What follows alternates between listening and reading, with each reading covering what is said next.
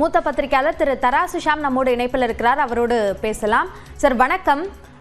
அண்ணாவினுடைய கூறிய அந்த வார்த்தைகள் அதுவும் நீக்கப்பட வேண்டும் என்ற அந்த மாற்றங்களோடு தணிக்கை சான்றிதழ் பராசக்தி திரைப்படத்திற்கு கொடுக்கப்பட்டிருக்கு. இதை எப்படி பாக்குறீங்க? அண்ணாவின் வரிகளை படத்திலிருந்து நீக்கி விடலாம், மக்கள் மத்தியிலிருந்து எப்படி நீக்க முடியும்? இதெல்லாம் வரலாற்றின் ஒரு பகுதி.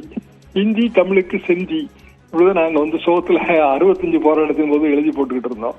அதெல்லாம் எப்படி நீக்க முடியும்? இன்னும் சொல்லப்போனால் 15 வருடம் நம்ம சுதந்திரம் ஆகி கான்ஸ்டியூஷன் வந்த உடனே 1950 15 வருடம் ஆங்கிலம் நீடிக்கும் கூடுதலாக. அதற்கு பிறகு முழுமையாக ஹிந்தி. இப்படித்தான் 50 கான்ஸ்டியூஷன், பழைய கான்ஸ்டியூஷன் எடுத்து பார்த்தீங்கன்னாலே இது இருக்கும். ஸோ அது 1965 ஜனவரி 26 கட் ஆஃப் டேட். அதை எதிர்த்து 64 63 தலைவர்கள் எழுத ஆரம்பிச்சிட்டாங்க. அண்ணாவோட இந்த குறிப்பிட்ட புத்தகங்கிறது 1964 கடைசியில இல்ல 64 மத்தியில வெளிவந்த புத்தகம். ஆனால் 65 போராட்டம், மொழிப்போர் போராட்டம் மாணவர்கள் நடத்தியது. அண்ணாவோ இல்ல திமுக தலைவர்களோ தொடங்கல. அவர்கள் மாணவர்கள் போராட்டத்துக்கு ஆதரவு கொடுத்தார்கள். 26 தாங்க போராட்டம் நடத்தணும். கருப்பு கொடி ஏற்றுதல் தான் அதோட களம். ஆனால் 25 மதுரையில ஒரு ஊர்வலம் நடத்துறோம். அந்த ஊர்வலத்துல காங்கிரஸ்காரர்கள் மாணவர்களை தாக்கி விட்டார்கள். உடனே 25ல இருந்து போராட்டம் ஆரம்பிச்சது. திட்டமிட்டதுக்கு ஒரு நாள் முன்பாக போராட்டம் ஆரம்பித்தது. இது வரலாறு. அண்ணாவின் நூல் மட்டுமே இந்த போராட்டத்துக்கு காரணம் அல்ல. மாணவர்கள் மத்தியில் இயல்பாக கொழுந்து விட்டு எரிந்த உணர்வு. எல்லாத்துக்கும் முன்பாக அதற்கு பல மாறுதல்கள் செய்தார்கள். மணியாடர் ஃபாரம் தமிழ்லையும் இங்கிலீஷ்லயும் இருந்ததுங்க. தமிழ்ல தூக்கிட்டு இங்கிலீஷ்லயும் ஹிந்திலையும் கொண்டு வந்தாங்க. அப்போ கிராமங்கள்ல இருந்து பெற்றோர்கள் எங்க அம்மாலாம் மணியாடர் அவங்களே நிரப்பி அனுப்பிடுவாங்க ஃபாரம். நீங்க உங்களுக்கு எல்லாம் மணியாடர் சொன்னாலே ஆச்சரியமா இருக்கும். ஆனா இப்படி மாத்திர உடனே யாராலையும் நிரப்பி அனுப்ப முடியலங்கிற ஒரு நிலைமை வந்துச்சு. குமரி அனந்தன் தான் அதை எடுத்து போராட்டம் நடத்தினாரு. இப்படி பல கட்டங்களாலும் பல காரணங்களாலும் பல்வேறு உணர்ச்சிகளாலும் தான் மொழிப்போர் தீவிரமானது. 1965 மொழிப்போர் எத்தனையோ உயிர்கள் பலியாகின. இன்றைக்கு அந்த மொழிப்போர் பற்றிய ஒரு படம், அது ஒரு ஆவணப்படமாகவே நாங்கள்லாம் பார்க்கிறோம்.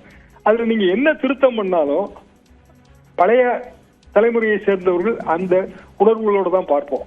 திருத்தங்களை நாங்களே இணைச்சுக்குவோம் மனதளவுல. சரி, திருத்தங்கள் தொழில்நுட்ப யுகத்துல சாத்தியமா? அன்கட் பராசக்தி அப்படின்னு இந்த திருத்தம் பண்ணப்பட்ட ஒரு 30 செகண்ட் 40 செகண்ட் எல்லாம் எடுத்து யூடியூப்ல வெளியிட்டாங்கன்னா என்ன பண்ணுவாங்க? அதை தடுக்க முடியுமா? அப்ப நம்ம தணிக்கை சட்டம் காலாவதியாகி போன 10ஆம் பசலித்தனமான பழைய சட்டம், தொழில்நுட்ப யுகத்துக்கு பொருந்தாது. ஆனாலும் சிபிஎஸ்இ இப்படித்தான் செய்யுது. இது ஒரு படத்துக்குன்னு இல்லை, இந்தியா முழுவதும் எத்தனையோ உதாரணங்கள் இருக்கின்றன. இதன் மூலமாக வரலாறுகளை அழிக்க முடியாது என்பதை உணர்ந்து கொள்ள வேண்டும்.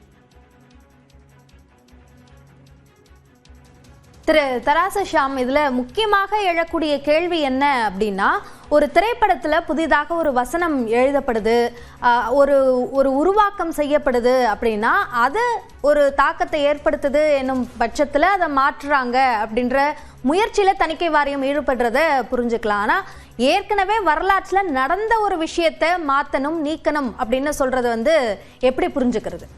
புழுத்து போன சிந்தனைகள். வரலாறுகளை மாற்றவே முடியாது. அதான வரலாற்றோட சிறப்பு அம்சமே. நடந்து முடிந்ததை நீங்க எப்படி மாத்துவீங்க?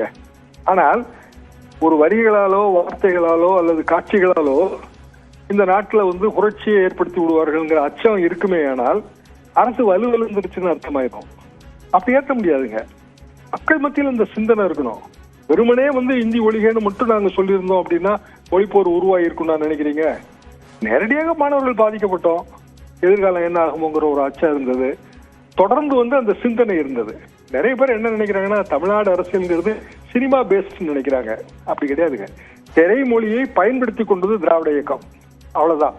ஆனால் தமிழ்நாடு அரசியல்ங்கிறது ரொம்ப டிஸ்டிங்க்ட். இன்னைக்கு கூட டைம்ஸ் ஆஃப் இந்தியா தலையங்கம் இதை ரொம்ப தெளிவாக எழுதியிருந்தது.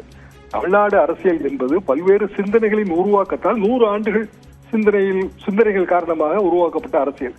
சமூக நீதி சார்பாக, பெண் விடுதலை சார்பாக, இப்படி பல விஷயங்கள், மாநில உரிமை சார்பாக, மொழி உரிமை சார்பாக, இதெல்லாம் புரிஞ்சுக்கிட்டாதான் தமிழ்நாடு அரசியலையே புரிஞ்சுக்க முடியும். ஆனா ஒரு திரைப்படம், அந்த திரைப்படத்துல இடம்பெற்ற பழைய வரலாற்று காட்சிகள், அதையெல்லாம் மாற்றுறது மூலமாக அல்லது அதையெல்லாம் நீக்குவதன் மூலமாக தமிழ்நாட்டு அரசியல், அந்த அரசியல் சிந்தனைகளை மாற்றி அமைத்து விடலாம் என்று மத்திய அரசு நினைக்குமே. ஆனால் அது மிகப்பெரிய தவறு. நன்றி திரு தராசு ஷாம், இணைப்பில் கருத்துக்களை பகிர்ந்து கொண்டமைக்கு. அடுத்ததாக இந்த விவகாரம் தொடர்பான